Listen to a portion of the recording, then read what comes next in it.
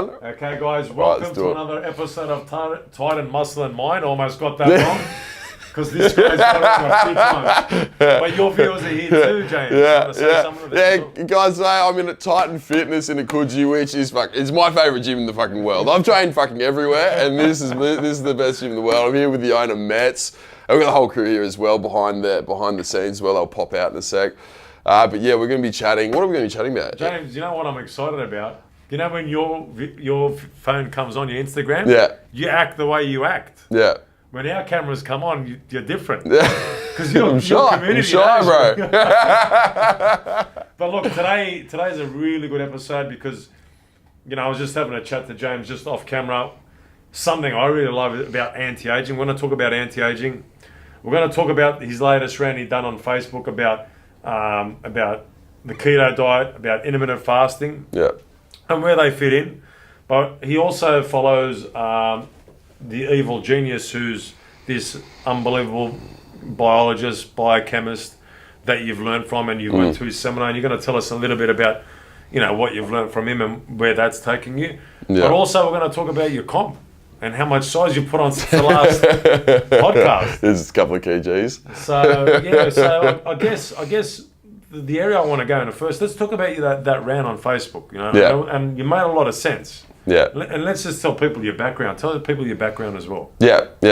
I'll start with the background. As you all know, all my guys should know this, but I did medical science, obviously studied that. So that's where I got my sciencey background. I had some wicked professors. So I was actually like a massive nerd at uni. Like I actually loved uni, particularly in the latter years. First couple of years, I was just about lifting weights and not studying. The last couple, I actually got my shit together and started learning. When I did that, I learned a heap about the microbiome, neurotransmitters and all that. That's really shaped how I do everything now. So that's where my sciencey background comes from. Then at the same time, obviously IFBB Pro, did a shitload of weights and competing and all that sort of stuff. So I got a lot of in the trenches experience, so to speak, and actually doing it. And that's where it's formed everything for me. And then since then I've gotten crook. So I obviously had my battle with IBS and all that stuff. And that actually pushed me down the path of health, further down digestive health, and then anti-aging as well, which is something I'm really keen to talk with you about. I'm keen about that. Well, let's go now, anti-aging. Like you said before, you want to live to 150. 150 at least. What are some of the things that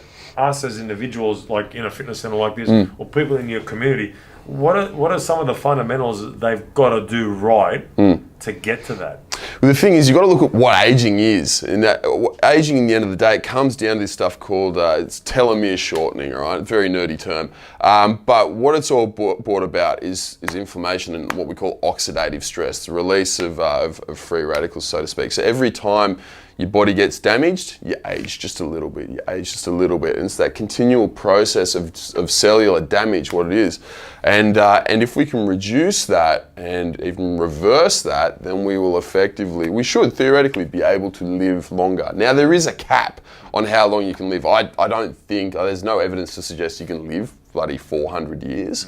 But there's no reason, in my mind anyway, from what I've seen, that 150 is out of reach. Yeah. And what are some of the things that people have to do? You're talking about cell damage. What would I have to do to make sure I don't get that cell damage? Yeah, well, number one is don't eat like a dickhead. I mean, that's what I always say. If you eat like a dickhead, expect to look like a dickhead and die like a dickhead as well.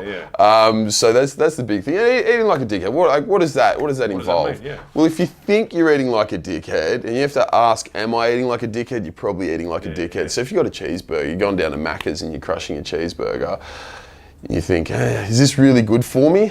It's probably not. It's probably not going to help you terribly much at all. But going further from that, the biggest one is looking after the digestive system. The biggest one. We talk about this all the time. Metz is massive on it, on health and anti-aging himself. And that's one thing we massively agree on. Is the digestive system is absolutely huge. Both the microbiome and the actual gastrointestinal tract itself are absolutely massive. I mean, we look at the microbiome, and one of the key things that it regulates is insulin. And one of the big causes of aging is the inability to dispose of glucose properly. So when you put glucose into the bloodstream and you have it floating around, it's actually not good to have too much glucose floating through your bloodstream. It needs to be stored because otherwise it does this thing called glycosylation. And it really stuffs around with the protein in your body, which is stuff that works. Am I going a bit too deep here? No, I like it. I like it. No, because I know a lot about the microbiome. Obviously, I know not as much as you, but I know that good bacteria plays a big role in the microbiome. Massively. Well, I mean, your insulin resistance is regulated by the gut microbiome. So diabetes is regulated by the gut microbiome. How you respond to it, how lean you stay is regulated by the gut microbiome. So it's absolutely massive. I think that's the biggest one. I think we should probably focus on that again today. Yeah, 100%. You know what I mean? 100%. And so then obviously that supports the digestive system. Yeah. Right? So, okay, we know now the microbiome's very important, and so is the gastrointestinal tract, right? So then, if I've got an issue in my gut, what do I need to do to alleviate that? Or I'm eating bad food, right? Yeah. So I'm eating bad food. What do I need to do to now get back to this homeostasis, so to speak? So now I can start performing and I can start digesting the food the way I should be. Literally stop eating bad food. Yeah. That's the easiest thing. Yeah. The really cool thing about the microbiome is it's very, very adaptive. Yeah. So whatever you throw at it, it adapts really quickly. I mean, for example, when you travel overseas, your gut microbiome will change within 3 to 4 days. Wow. Because obviously when you go to a different place, you've got different bacteria there. The food you eat changes what's in there. So it's very, very adaptive, changes very, very quickly. So yeah, that's the main thing, is stop eating like a dickhead and then you will be sweet within like a very short space of time. Okay, you said like stop eating like that, right? Say a lot of people think, Coke Zero's all right, Diet Coke. Where's that within that system? Is that bad? That's a tough one. See, there are two sides to that. To really, the artificial sweetener side. Now, when you look at stuff like aspartame, acesulfame K, what are the other ones? Jeez, forgetting me. Phenylalanine, things like that. Ones that are contained in Diet Cokes and Coke Zero. I mean, aspartame, Coke Zero, phenylalanine, Diet Coke. Lots of people say they feel bad from it, but there's no evidence to suggest that it does anything. From my perspective, I'm actually not too concerned about phenylalanine and aspartame because I don't see any negative effects of them. Aspartame and brain damage and cancer and things like that, there's a little bit of evidence, I think, to suggest it. I don't think it's very good evidence, but there's a lot to say that there's not. However, I'm always one to kind of cut things out if there's even like the slightest hint that it's going to be bad to you, because it's only, you just don't have Coke Zero, you know what I mean? Like, what's the big loss in that? Yeah, but on the other side, all right, so on that side, I think I'm 50-50. Like, actually no, I'm 70% for, 30% against, right? So the artificial sweetener side, on those artificial sweeteners, I'm not too fast. But the actual carbonated water itself, I think that stuff's bad. Okay, so like mineral water? Or carbonated water. It's it's a certain way in which they do that. They carbonate the water in soft drinks, which really messes with it because it's very different to mineral water. Mineral water you can drink, you don't feel bloated and crap. You drink a soft drink, you'll start burping literally, straight after, and you get really, really bloated really, really quickly. And so because of that, I'm not a fan of them in large doses. So most people can take around 330 to 375 mils, which is a little can of it. Go beyond that, then you start seeing some pretty big gastric disturbances. That's serving a day though. Yeah, one serving a day. You start going beyond that. Then it gets a problem. What about dairy? Because I mean, obviously it's modified a lot, right? Where do you sit on dairy? Not a fan. I mean, I haven't actually, you can get unhomogenized, or was it unpasteurized? I can't remember which one it is. You can get dairy which is less modified. I've never had that. But for me, dairy's a killer, all right? Straight away, as soon as I start drinking dairy, I get immediately bloated, Yeah. okay? I get sinus issues, I get acne breakouts, and it's just not good. Yeah, yeah. You know what I mean? Just not good whatsoever. The reason I put that down to is the casein protein and then the lactose sugar, right? Lactose is a sugar which is highly, highly fermentable, and there's something more to it just than being highly fermentable. So when I say fermentable, it means it goes down to your gut bacteria and they chew it up and they release gas. They release one or two gases, methane or hydrogen in general, okay? Hydrogen will then cause diarrhea, methane will then cause constipation, okay? Some people get a mix of both and they're really lucky and they get constipated, then they get diarrhea at the same time. And for that, I'm not a fan of it. So for those two things, the casein and the lactose in it, right? The actual whey protein itself doesn't matter, but the other two, Yeah. So then, we look at that, and why I want to go deep, because I just want people to, and our viewers, and your guys know a lot of this, but I want our viewers to sort of get context with what matters, right? Yeah. And obviously anti-aging, and if you want to live longer, and we just talked about the microbiome. But when we go further into that, then what about when we're eating food like pesticides and that's in our vegetables and fruits? Where does that play a role? Can you wash it well enough? What can you do? That's a really good question. See, I was talking about this with Broderick, the evil genius. I was speaking with him about that. Now, there isn't a whole heap of evidence on this. There's not a whole heap yet. It'll come soon enough. What I think is that the more pesticides you consume, it's not going to be good for you. All right, it's fucking logic. You know what I mean? Like, use your brain. It's not going to be good for you. How bad? I don't know. Chlorinated water, not a fan of. Okay, I'm not a fan of that at all, and that goes, in my mind, down the pesticide route, because that's what it's doing, is killing off bacteria. Anything which kills off bacteria on food or anything like that is going to kill off bacteria in your gastrointestinal tract. And at the moment, there is, without a doubt, I mean, speaking once again with Broderick about this, that we now are more gut bacteria poor than we ever have been, because we've got so much killing it. And we're bringing in so much less because we're always, washing our hands now. Everything's disinfected. We've got no natural sources of bacteria. I mean, we're not out in the farm playing in the dirt, eating dirt like I used to do as a kid. We're not getting any bacteria in at all. So we've got a massively reduced amount. We need dirt. We need to eat more dirt. There's one thing you guys take away from this: eat dirt. Eat more dirt. Yeah. I guess if we can, throw it on our meat, maybe. Yeah. just rub it in. Use it as the condiments that you use on your meat now. Yeah, exactly. Just dip your steak in a little bit of dirt. Yeah. Now, okay, we've gone into obviously the plant-based stuff. What about the meats then? What about the ones that are GMO and all that kind of stuff, genetically modified? Injected with hormones and all that. Yeah, that's cool. Really cool question. In Australia, we're really lucky. Yeah, I'll start with that. In Australia, we're really lucky because all our meat's grass-fed. It is really expensive to grain feed in Australia, okay? Go over to the US, you're fucked, all right? All your meat's going to be crap. Here in Australia, you actually go out to a restaurant and they'll actually advertise when it's grain-fed. The reason why they advertise that is because it's actually nicer. Grain feeding increases the amount of fat in there. But yeah, most of our beef in Australia is grass-fed. Most of our beef, sheep, everything is grass-fed, all right? So it's actually quite good. As far as hormones, fuck, I tell you what, I wish they put some clenbuterol and some testosterone in mine. I mean, that'd be wicked because, it'd still be natty and you get extra testosterone and clen for free. I mean, that'd be great. It'd be absolutely fantastic. Unfortunately, they don't put hormones in there. So, mate. What about the chicken, though? The chicken? The chicken, no, unfortunately. We're very, very highly regulated with it. Yeah. Or there might be some, but minimal. Some are minimal. That's good to know. So all those things that we just talked about, right? They've got a lot to do with anti-aging then, like consuming the right food.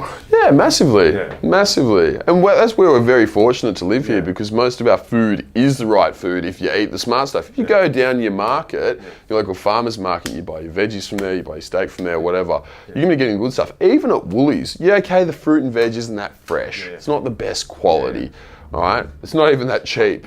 But compared to the rest of the world, it's pretty fucking good.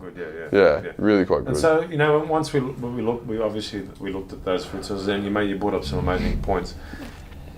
How would you go about, like, you're an online coach. You're absolutely amazing. I've come to you, I've got a few issues, right? Do you do females or just males? Yeah, both. Yeah. Okay. I've got hormonal issues. I've had some gut issues. I've had, weight issues. I've been able to lose. Yeah. Where do you take me from there? The biggest thing we do is we test. We test a lot. When we get like our more advanced, our higher level clients to come in, we really test them hard. So everyone, they have to fill out this big, massive questionnaire, which must be a pain in the ass for them, but it gives us a lot of info. But then after that, for our advanced people, we also run blood tests and run neurotransmitter analysis just to start, okay? We then actually review progress every single week, and we're on the phone with you every single week as well. So it's a constant process of reevaluation, which is really what does it. But to start with, you come in, you've got gut issues, you've got hormone issues, you've got all that sort of stuff. Well, pretty much what we do is we look to find the root cause, all right? With most people who live a modern Western lifestyle, what we do is we've got what's called sympathetic dominance. I think we touched on this just a little bit last time, if I remember. Go right. But what sympathetic dominance is you've got two nervous systems, all right? You've got the parasympathetic nervous system and the sympathetic nervous system, all right? The parasympathetic is what allows you to rest, what allows you to chill out, you know what I mean? Relax, wind down, improves blood flow to your organs, makes that all work. The sympathetic is like your go, go, go, go, your fight or flight. There's a tiger out there and it wants to eat you, and that is the one which turns on when the tiger wants to eat you, okay? And we are often stuck in a state where sympathetic nervous system is dominant, all right? Whereas it should be parasympathetic. We need more parasympathetic because that was what allows the body to function much, much better. And so if we're stuck in that sympathetic state, you get stuff like gut issues and hormone issues because your cortisol's jacked up, your adrenaline's jacked up, you've got no gastric movement, okay? You've got no intestinal movement either because there's no blood flow there, all right? And that's generally the first place we go. And then we look beyond that too, past the nervous systems. You look at the things that control the nerves, and they're the neurotransmitters. And we look at which ones are out of balance and which ones are in balance, okay? Generally, if you come into me with that many issues, you're fucked, all right? Everything's fucking all over the shop. You're not having a very good time. Afterwards, I hope. So then what would you do for me then? What we do for you is we find out exactly which neurotransmitters are out. That's the first step. We make you sleep well. Anyone who comes to us with a bad gut issue and bad hormonal issues never sleeps well, all right? They'll tell us, oh yeah, sleep great. You put a sleep monitor next to them. Yeah, okay, you might get 8 hours, but you woke up 10 times during the night and you had a sleep quality of 50%. You know what I mean? We get that straight up. Everyone will literally say that within a week of sleeping with us, they've had the best sleep in their life. And that is number one. As soon as you fix that sleep, then everything else starts to go on after that. We change their food, we improve the macronutrients, all right? Basic, very basic, logical stuff like that not many people do. We improve the food quality. We take out foods which you shouldn't be eating, all right? Even as specific as saying stuff like, you shouldn't be having avocado, right? Because it's not going to sit well with you, you're going to bloat, okay? Then we improve the digestive system. Obviously that's better. So you go from, going to the toilet maybe once, every 3 days or 5 times a day back to a regular 3 times a day, all that sort of stuff, and fixing it up. No bloating. We fix the bloating. We fix the reflux, which most people these days have. Literally everyone's got reflux. You fix that up. All those sorts of things. And when you fix the health, that's when the body starts to respond as well. And then in turn, you then get leaner. And when you get leaner, you get less estrogen. You get more testosterone, in a man that is. And in women, when you get leaner, you get obviously a more balanced amount of estrogen. You bring back your period, all that sort of stuff. And that's what we do. In a very general sense, that's what we do. Is there any supplements that have to go in with that? They don't have to, but we like to. We definitely like to. The go-to? The go-to for something like that is using a bit of GABA, all right? GABA, gamma-aminobutyric acid. That's one of the key neurotransmitters. Now, the cool thing about GABA is what it does is it brings your body down. So it's actually a muscle relaxant, but it doesn't affect your brain. So we can effectively relax your body through the day without affecting your brain. The other cool thing is that it goes into glutamic acid, I think it is. It's converted down the pathway into another neurotransmitter, which I'm pretty sure it's glutamic acid. And what that works as is a transporter for your brain. So a lot of people who come to us with these issues of digestive issues, hormone issues, all that, they get brain fog, can't think, can't remember, your memory's gone to shit, all right? You have a stressful situation, bang, that goes to shit. It actually helps to drain the neurotransmitters out of your brain and transport old ones out, fresh ones in, and actually make your brain function too, which is really cool. So the GABA's a good one. Really good one. What would be Really good another one. one? GABA, glutamine does the same Glutamine, thing. 5-HTP, I'm a massive fan of 5-HTP. What's that one there? That's a serotonin precursor. Okay, yeah, Right? yeah. So these are all precursors to the main neurotransmitters. Phenibut was absolutely amazing until our fucking useless Therapeutic Goods Administration banned it. A bunch of spuds, those people, Yeah, yeah. absolute crap spuds. But yeah, they... Why did they ban it? Because I think they gave a stupid amount to a rat, and then the rat killed it. died. Wow. They killed the Yeah, rat. just Yeah, doesn't make absolutely sense. stupid. I mean, like the equivalent dose you'd have to take as a human is like 100 to 200 times the recommended dose. Wow. You know what I mean? I was recommending people take 100 milligrams, Yeah. you know, and they were giving it like 10 grams. 20 grams, 100 grams, that equivalent dose. Like something stupid. The same thing as like if you drink, you know, if you have one drink of alcohol, you know, you're going to be fine. If you have 1,000 drinks of alcohol, you're probably going to die. You know what I mean? You're going to be at the emergency room. For sure. And it's pretty hard to do that. If you pump in your stomach, you're be gone. You know, we talked about that, right? And in your last rant, you talked about the ketogenic diet. Yeah. Where does that play a role? Ketogenic is where does it awesome. play a role? Look, if we're talking about anti-aging, I'm a massive fan of it. The reason being because you don't have that issue with glucose. Going back to what I said at the start, where you just don't want to have too much glucose floating through the bloodstream, right? When you're on a ketogenic diet, obviously you've got minimal glucose being produced because your body doesn't have any carbs in it. For those of you who don't know, the ketogenic diet is a high fat, literally fat and protein only diet. So it's high fat with low protein with literally zero carbs. Well, for most people, zero carbs. Some people can get up to 100 grams, 200 grams a day and still be in ketosis. But the theories have lower carbs, much more fat, and a moderate amount of protein. It is not, just to clarify, it's not a high protein, high fat or high protein diet because protein can actually be turned into glucose. It's more of the fat. Really. It's more of the fat. Yeah. Just pumping So more what is fat it, like in. 70-30 for that optimal muscle building, and like enough holding on to muscle, or higher? Well, ketosis is actually muscle sparing. So you shouldn't be too worried about it. As long as you keep your protein at 1 gram per kilo of body weight per day, that is what science has shown to be the minimum amount of protein you can eat before muscle loss starts to occur. 90 grams. Yeah, exactly. I'd probably go a bit higher. I mean, I try and go as high as I can while staying in ketosis. But you know what, the best way to do it, to measure it, is to get a blood glucose meter like the ones diabetics have, prick your finger and put a keto strip in and then see how many ketones you got. You know, and that's the best way to tell you how much you're What going to does that take, about 3 days to get into ketosis? Depends how you do it. I mean, look, we'll go the pharmacological route. Bodybuilders have been known to take insulin to do that. Even diabetics have been known to take insulin to clean up all the glucose, push you into a ketotic state straight away, immediately. So you can do that within a couple of hours. If you hardcore glycogen deplete, you can probably get there within a day or two. Going really hard, and that sucks. Probably wouldn't advise doing that. You can take exogenous ketones as you're trying to get into ketosis, and that can speed it up to 2 days.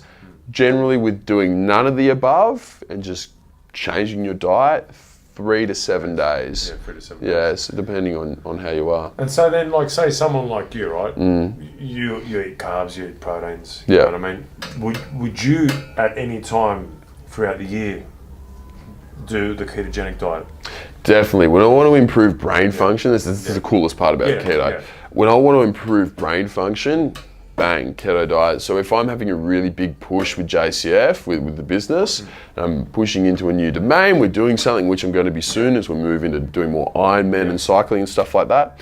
When I have a push like that, that's when I go keto. Because I tell you, right now I'm pumping like 800 grams of carbs a day. You know what I mean? Eating around 4,000, 5,000 calories, somewhere in that range. My brain function's not good. Straight up, it's not good. Muscle gain's great. I feel massive. You know what I mean? I get wicked pumps. I feel awesome. I can't think. I'm just stupid right now. Because I'm asking the right questions. That's it. We rehearse. Got it all scripted. No, but there's no doubt you can't think as well. There is no doubt you cannot think as well when on carbs where you can in a ketotic state. You know, keto diet is absolutely fantastic for that. Add into it too the anti-aging effects of it are absolutely wicked. You will notice when you go on keto, your skin gets better. Literally like that. Within a few days, your skin will get better. You will feel better. It's just absolutely fantastic. Even your blood markers get better. When I get people who come to me and they've just run their blood test and the doctor's like, oh, your cholesterol's fucked, go on a high carb, low fat diet. Idiot. Stupid doctors. Doctors are dumb. Some doctors are dumb. Some doctors are dumb. There's some very good ones, but rare. I guess the ones that have gone alternative. Yeah, which is fucking retarded because it shouldn't be alternative. The stuff that works should be mainstream, right? It should be what it is. But we still get taught. I mean, a fun fact about doctors, by the way, in their 5 years of teachings at university, I think they do like 1 semester on nutrition. Wow. The rest on fucking whatever. Drugs and anatomy and all that sort of stuff. So they don't actually know much about nutrition, funnily enough. Go check out the syllabus if you want to, if you don't believe me. But yeah, no, back off that anyway. So we shouldn't rip on doctors too much, should we? No, because if you broke a bone, that's it. They can't do it. Yeah, they're going to tell us all to piss off. He's just fucking it. So going back to that, what are the go-to fats then? The go-to fats. If you're on ketogenic diet. Whatever you like. Whatever you like. Honestly, there's this big idea of saturated fats are bad. That's stupid. Right? Saturated fats are great. Right? Absolutely fantastic. All the different fats are good. You actually want to minimize the fats you get from vegetables though, because they are often more reactive and more inflammatory than the other ones, all right? So animal-based fats are absolutely fantastic, like butters and stuff like that, absolutely wicked. Nuts are great. Even avocado, stuff like that, they're all great. Get off the vegetables while you're on the keto? No, definitely not off the vegetables. Keep on the you want to minimize the vegetable fats. I shouldn't be so general in saying vegetable fats. The vegetable oils? Vegetable oils, exactly. Like your soybean oils, disgusting. Vegetable oil. Vegetable oil. You just skip them. Oils. Yeah, those ones. Fats, Those ones, you skip them. They're horrible, disgusting, pro-inflammatory things. They damage you massively. That's what kills you. That's 100%. Not the meat on the fat. No, it's not. No, not at all. In fact, it's so stupid because we're being told the opposite. I mean, you look at margarine. Remember how long? I don't know what you were like in your kid. Were your parents like, oh yeah, have some margarine, don't have butter. Butter's bad. I remember that. Fucking stupid. Absolutely stupid. The only good thing. The butter had the hard foundation tick. That's why. It's good for you. Exactly. It's absolutely stupid. It still does. The Heart Foundation still has a tick on all that stuff. Don't ever listen to the Heart Foundation. They're also a bunch of spuds. But they've got the red tick, then it's probably not right. But butter's way better. 100%. Animal fats are fantastic. So the intermittent fasting, where does that come into it? Once again, the same thing. If I want to improve brain function, intermittent fast. There is nothing compared to intermittent fasting because the reason being, it shifts you into fight or flight. So when we go back to that rest and digest versus fight or flight, okay? When you're in fight or flight, your brain functions better, much better. You've got to be careful with how you do it, but if you manipulate it properly, your brain will function better. So you can have, say you wake up at 6 a.m., don't eat till 12 or 2 p.m. Through that time, while you are fasting, your brain function is going to be absolutely wicked. Coffee's fine. You can have coffee. I just prefer not to. What I find when I'm intermittent fasting is because I go straight into that sympathetic. If I have coffee, I'm like off my head. You know what I mean? I then need to take a lot of GABA to cancel out that, to drain that adrenaline out, and then and the catecholamines just to let my brain function well. So I limit my coffee intake. I just find that the intermittent fasting is just like having a coffee. So if I'm a client, I'm coming to you as an online coach, you go through all of that too, so you put it all together of how you're going to balance that whole thing. 100%. Depending obviously on what's wrong with me. Yeah, exactly. What do you want to achieve? I mean, that's the biggest thing, the biggest question we ask. Like, what is it you want to achieve? Like, what is the most common question? What is the most common question to that? Like, what do they want to achieve? What's the answer? What do they want? The biggest thing for us is to get shredded. All right, that's the biggest thing. I mean, we've got 3 main segments of people. We've got people who want to get freaky, like really big and really lean. That's who we deal with generally. More serious people. Then we've got our generally a lot of girls who get digestive issues, digestive and mental health issues, and they're the ones that we work with really hard to fix that. And then there's also the guys like you and I who want to live to 150, and it's like, what's the best way to slow aging, improve body composition, do that? So they're the three main answers. But we generally work with people who are high-level thinkers. I've got no interest in working with somebody who doesn't want to make themselves massively better, like improve out of sight, like almost everything, like mentally, physically, you know, spiritually, whatever it is. 100%. You want to improve on all those levels so they can function in normal society. Perfectly in every, with every obstacle and challenge that might come their way. I want them to function beyond normal society. I want them to be, freaks of nature. That's what we're looking to do. And I've got no interest in working with people who want to be average. You know what I mean? Like, there's nothing that would do my head in more than someone saying, I want to lose a couple of kilos over the next few years, but I don't want to diet. You know what I mean? I'd say just get out. Go. Like, what are you doing? That's against the rule. Yeah, exactly. And you know what? You have to stick to some sort of guidelines, because at the end of the day, you want to do this for a long time. 100%, and I want to get results. You want to make sure people are getting results. Oh, exactly. I don't know how. Like, I mean, there are a lot of PTs out there, and I mean, in the gyms I've been to, I see this all the time. They're glorified rep counters. You know what I mean? I couldn't do that. I'm not there to just, have a yarn with a person for an hour and then have them pay me $100 and then they walk off and they haven't achieved anything. I mean, that I don't know about you, but that'd be like almost defeating. There'd be no sense of purpose. It's hard because what's your purpose then? Because if you're in the business of helping people, right? And if you're helping people, then you're trying to give them value and service. If they take that away from you, well, you're not really living towards your purpose or your higher value. There is no purpose. There is no purpose. Mate, I want to make, I don't want to just help people. I want to make like an army of literal humanity's freaks. Like I want to, everyone who comes to work with my team and I want them to go from average to superhuman. I want them to win in business. I want them to win in work, their job. I want them to make more money, be bigger, be stronger. Hotter wives, hotter husbands. Get up the evolutionary food chain, and that's what I want to create. That's my thing. That's your whole purpose. That's your goal. That's what drives you to get out of bed, because that's what you're focused on so hard. Absolutely. And then when you do that, you see that you become a better performer, right? You perform at your best. Yeah, massively. Let me ask you a question. Like you went to the seminar with the Evil Genius. Yeah. And you said you learned that much about him, and you said you've got so much more that you want to tap into. Yeah.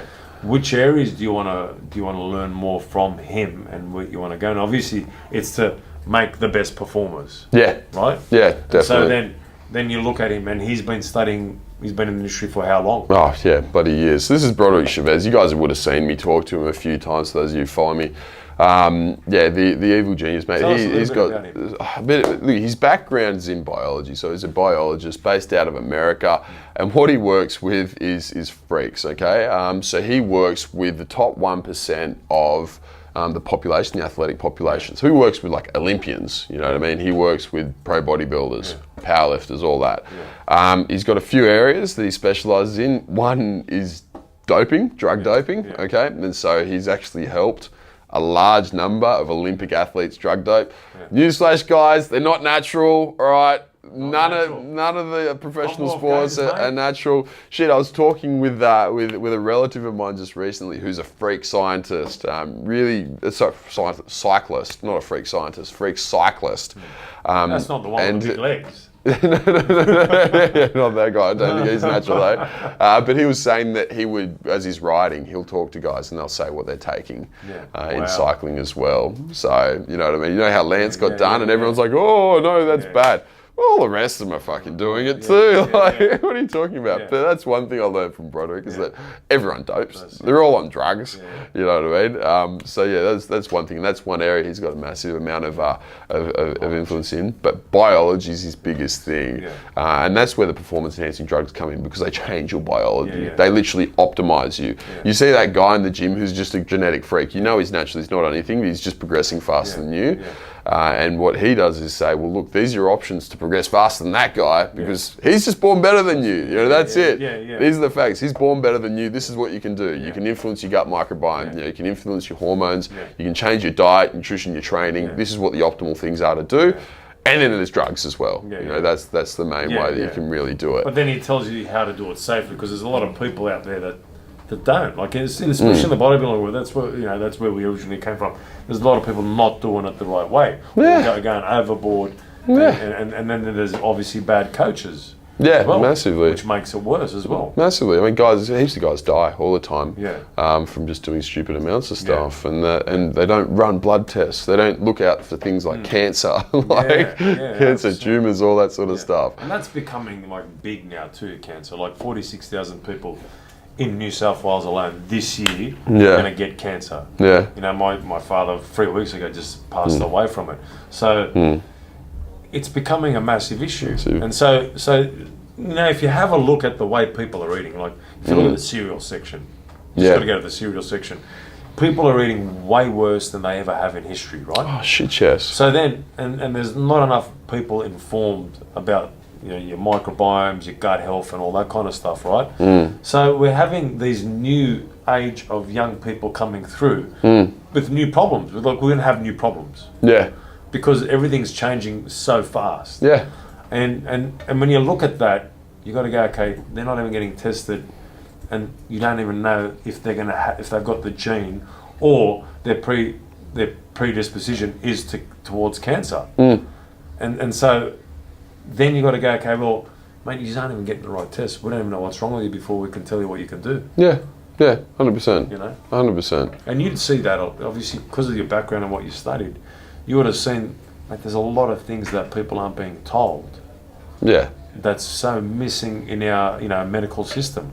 And the misinformation even perpetuated throughout the fitness and the health industry at the moment. The biggest bug, we talked about this last time. Fucking if it fits your macros. All right, I want to headbutt my bloody table every time I hear some spud with no knowledge whatsoever come out and sprout that shit. You know what I mean? I mean, geez, I was talking to Broderick again about this, and he was pissed off because a couple of the guys who were perpetuating that idea, who started off, he's like, they're as smart as me. They know this shit's wrong, but they're still talking about it to make money. That's the guy from America. You know what's his name? Should we drop his name or should we not? No. LN. LN. But he is smart though. Fucking ridiculously smart. Ridiculously smart. Smarter than what I'll ever be. And well, fuck, man, that's talking everyone wants with... to eat everything, really, don't they? That's see it. Macca's everywhere. Like, really, like, you know what I mean? 100%. Yeah, it's fucking stupid. That stuff's crap, and that's been perpetuated and pushed around now. You know what I mean? And it's crap. People are like taking it on and believing it. Yeah, you can lose weight while doing it. Is it gonna be good for you? Fuck no. You know what I mean? And it's funny that it's going full circle now, that they started off as like, eat whatever you like as long as it fits your calories and it'll be fine. Then it goes to eat whatever you like as long as it fits your macros and it'll be fine. And then, oh no, wait, you should be getting 90% of your food from whole foods and only 10% from bad. And it's just this crap. In the end of the day, what you got to do is you just got to stop eating like a fucking dickhead. You know what I mean? And look, that's what it goes back to. And you eat sensibly like you and I will, and you're gonna be fine. You got to watch your sugar to actual carbohydrate ratio. I mean, if you are eating carbs and you're looking to get bigger, you know, sugars are great, but not in the ratios that we're seeing now. And walk down the cereal aisles, you're saying fucking Fruit Loops, you know what I mean? How much of those Fruit Loops are bloody sugar? All the kids are having it. And that's all they eat. And you wonder why how do you get them, like, it's so, I mean, think about a kid, how do you, it's so hard to get them off it. Yeah, they love it. Addicted to it. Yeah, it is. It's massively addictive. It's absolutely massively addictive. How hard is it for an adult to go 3 days without eating sugar? How many of them struggle? 100%. So many. It's a bad drug. Yeah. It really is, you know what I mean? Yeah. People. In its worst form, it's very bad to have. Yeah.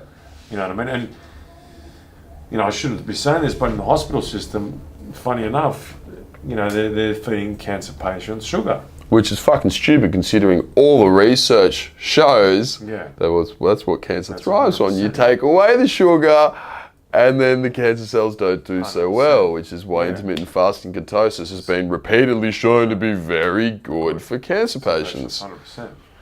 Now, you competed. Yeah. And you don't like everything you do is like not normal. So, Pretty much. That contest prep, and I've seen you in Melbourne. We You did. look fantastic. Yeah. Obviously, like for anyone getting ready in 13 days, you're not going to make it. But you put the challenge out. Yeah. You got on stage. Yeah. You put on muscle. Yeah. And from the guy that I've seen in Melbourne, you seem heaps happier. Yeah. Because it was like you found where you want to go again. Yeah. You know what I mean? Like, not that you didn't know, but everyone needs that goal. And even if it's a massively. short-term one, how important is that? Huge. I mean, how different I am to them when I saw you in Melbourne is massive. Well, fuck, I'm also... And you're bigger too. Yeah, a lot bigger. that makes me happy. Well. I think I was 92 or 93 when I saw you in Melbourne.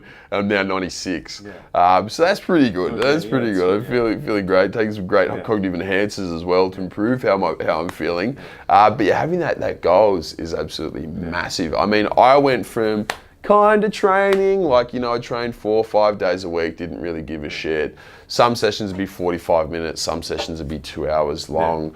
I was just lifting for feel, just kind of lifting for fun and all that, dawdling in and out.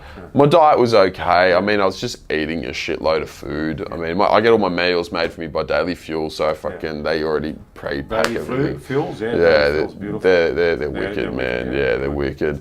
So I should have bought some in for you, bro. Next time. Next time you have Next time I'll bring them in. I'll bring them starving now. But yeah, they get all my food for me. You know what I mean? So I don't have to worry about that. But I didn't have a purpose, and that's the biggest thing is that with purpose you find happiness, and that's what that comp did. And now I did that comp, and I was like, oh yeah, that was pretty fucking cool. Imagine if I prepped for 3 weeks for the next one.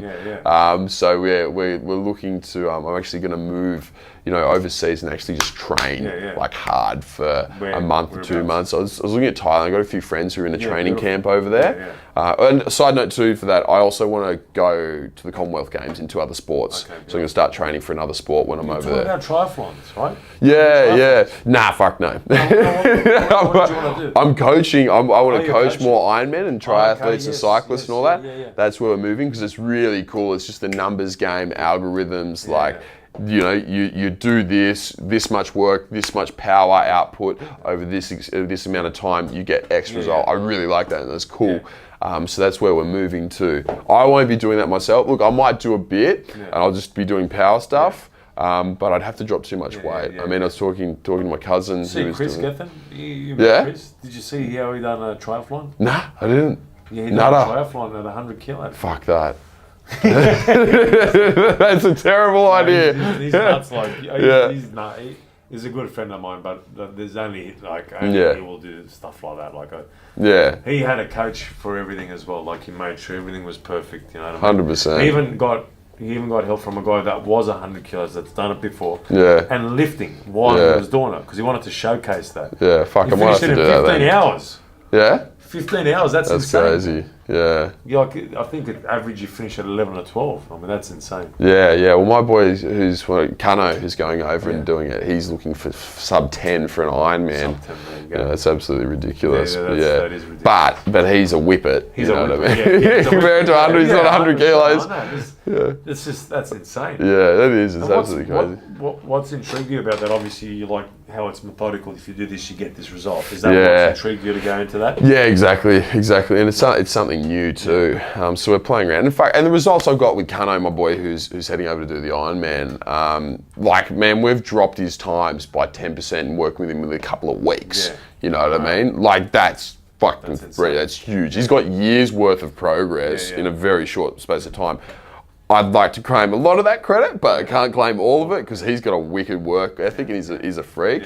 But we're on our way to making him we're making him the first Ironman competitor to make the World Championships in his first year. Wow. So this is like his pro debut. Like he's been doing it for less than a year and he's getting to the Worlds. That's where we're going to get him. So this is the mad science coming into it now. That's it. I mean, shit, he's up 4 kilos in the last little bit as well. He's up 4 kilos and his performance is massively through the roof. So yeah, so that was what really started intriguing me. It was just like, fuck, all these results are, and it's just directly proportional to the numbers that we're getting. Yeah, which is really cool. You were just talking before about cognitive brain function. Would you supplement with that, or is it the food? Yeah, massive. Well, both actually. I mean, if you eat a shit diet and you have too many carbs like I do, your brain function goes down, right? You get really sluggish and really, really low, you know what I mean? If, however, you optimize your food, then your brain function goes through the roof. Keto and intermittent fasting, once again, wicked for that. Absolutely wicked for that. Even alleviates depression, increases the amount of what's called brain-derived neurotropic factor, which is a hormone in your head which produces nerve cells and dopamine. So it increases the synthesis of those. That's absolutely wicked. But then as far as the supplementation for it, tyrosine. Absolutely wicked stuff. Just in its raw form. Yeah, just in its raw form. Yeah. Just tyrosine in its raw form.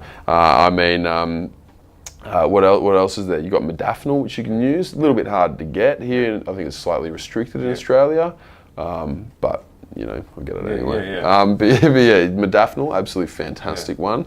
Allows you to decrease your requirement for sleep, increase your brain function, increase your IQ, increase your learning. Absolutely wicked, that one. And then just the others as well. GABA, 5-HTP, maintenance of them. Yeah, what you want to do. Glutamine's great. Glutamine's a precursor to GABA. Anyway, so go down the pathway of it, and glutamine will eventually turn into GABA. Plus, glutamine also helps with the healing of the digestive tract. But at the same time, we should get enough of it through our diet. I don't prescribe my clients glutamine in general because they're eating so much meat. When they get down below a certain level of meat, then goes glutamine. Beautiful. Wow, far out, man. That was like a speed session. Yeah, it was. Fuck, we covered a lot, didn't we? We covered everything, man. Far out. How long have we been into this? 45. Fuck, that went quick. We covered a lot, man. All right, guys. We done a different route today. This was funny. This was fast. It was speed. It was knowledge. You know, we can call him our resident doctor, I think. Witch doctor. Witch doctor. You know what I mean? You know, and I talk about this to the team, and Jules, I've followed a lot of Dr. Jordan Peterson, who's a clinical psychologist, and you talk about the two ends. There's always 50-50, good and bad. Yeah. It's like hot and cold. You got to see the two ends. 100%. You can't be blind to go, this is life, and cotton wool people. You got to showcase everything that's happening in life. And guys, we're fortunate enough to have James here because, you know, the knowledge he's got, you know, not only helps me, but I'm sure it helps our viewers.